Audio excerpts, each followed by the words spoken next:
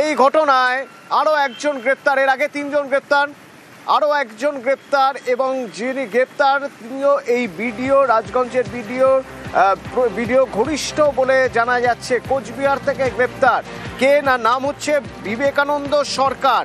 স্বপন কামিল্লা খুনে সরাসরি যোগ রয়েছে বলে মনে করছেন তদন্তকারীরা। কেন মনে করছেন, সেদিন এই বিবেকানন্দ সরকারের গতিবিধি কি ছিল জানবো। আমার সঙ্গে রাজেশ রয়েছেন সরাসরি। রাজেশ,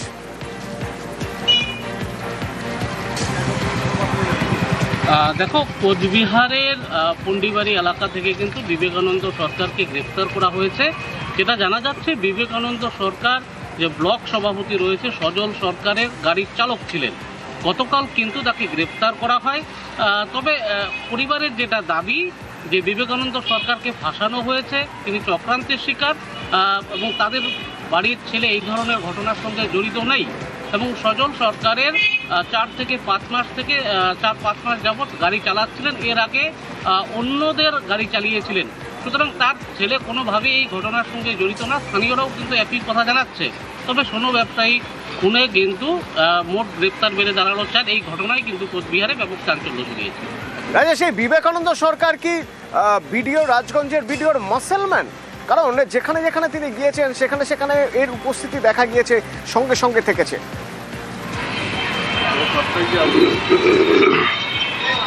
দেখো, পরিবার যেটা জানাচ্ছে, তিনি যেহেতু ব্লক সভাপতির গাড়ির চালক ছিলেন, সেই সূত্রে ব্লক সভাপতিকে নিয়ে শিলিগুড়ি এবং অন্যান্য জায়গায় গিয়েছেন।